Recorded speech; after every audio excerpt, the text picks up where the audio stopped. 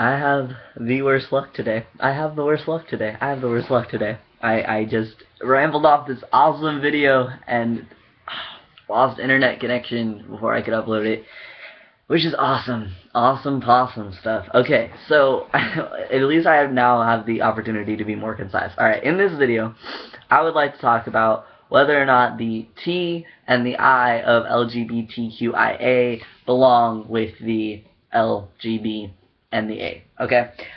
So this all starts, of course, with the differences between sex, gender, and sexuality. Alright, so for those of you who don't know, sexuality, who you are attracted to. Are you attracted to females? Are you attracted to males? Are you attracted to both? Are you attracted to neither? Are you attracted to everything in between? Are you whatever, right? Who you are attracted to. Okay? Then we have sex. What are you? Okay? Are you male? Are you female? Are you in between? Are you sexless? Are you third sex? You know, that stuff I'm not so well versed in, but like, you know, sex. Okay? Male, female, in between, neither. I think are the options. I'm not sure. I'm sorry if I'm missing someone. And then we have gender. Okay, gender is, you know, masculine or feminine or androgynous, right? Okay, so like who you're attracted to, how you personally identify, and then like your gender, how you act, I guess, right? Feminine or masculine. All right. So, what brought all this on was that I attended this panel. It was an LGBTQIA panel at Bruins Day, okay, when I toured UCLA. And there was about 15 prospective students, and then I would say there's about 10 students that went there that were involved in all sorts of these different LGBTQIA organizations on campus. And they were there to answer questions, talk about their experience, things of that nature. And what was interesting to me is I am president of my school's GSA, and I have been since my sophomore year. So I mean, but beyond that, and I've gone to like a few like pride like parades, I guess. So that's like once a year. And beyond that, I haven't had a lot of involvement in the LGBT community, especially since transitioning. So it was kind of like my first experience with that, really, yeah, since transitioning. And what's interesting is obviously, you know, I first identified as a lesbian and then, you know, came to realize that I was actually transgendered. But so I mean, I've spent time within the community before, and so I know what it feels like what the attitudes are, what the beliefs are, just kind of like, you know, the flavors of being, you know, LGBTQIA. And so I totally like felt that and experienced that, but I didn't really feel a part of it, and not in an excluded way, in just a way where it was irrelevant. You know what I mean? I felt like a straight guy in a room full of gay people, and there's nothing wrong with gay people. I felt, yeah, like a straight guy in a room full of gay people. So I mean, for me personally, if we're talking about, you know, those three different categories, I personally would identify as a male. All right, I'm definitely not female, I can tell you that, and I'm male, I can tell you that. You'll take my word for it, right? Male. And then with gender, I mean, it depends on the day. There are days where I feel very feminine, and then there are days where I feel really masculine. Whatever. But like, you know, gender is, I'd probably like somewhere in the middle. You know, maybe more towards the feminine side. I don't know. I don't really care.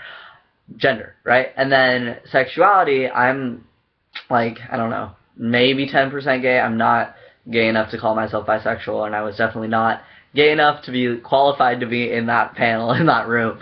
So I mean, that's how I identify my sex, my sexuality, and my gender. You know, and I mean, you can be a male who just is totally masculine, but you're attracted to males, and like, you know, that's you. You can be a female who's totally masculine and then also attracted to males. You know, like, just, you know, and then whatever. And then, okay, so, and then intersex, okay, for those of you who don't know, is when you're born with ambiguous genitalia, right, or both genitalia, or like genitalia that doesn't really fall into either of the categories, whatever. Like, what does that have to do with being gay or straight or just anything with sexuality at all? It doesn't. It's like totally, like, when it comes to sex, sexuality, and gender, that's totally a sex thing.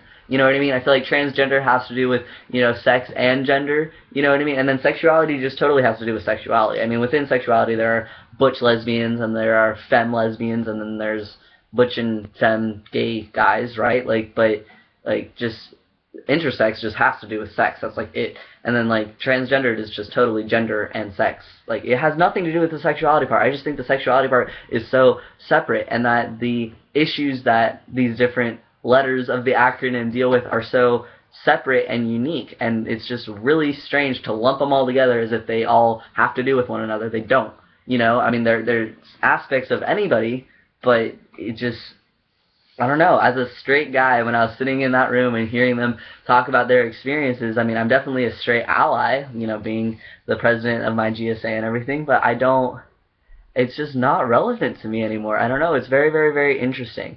And I mean, the thing is I feel like, if anything, I've probably gotten more support from, like, my straight support system than maybe any sort of LGB system that I had, because, like, I know a few, you know, lesbians that I knew were just like, why can't you just be the butchest lesbian that there ever was and just, you know, do that?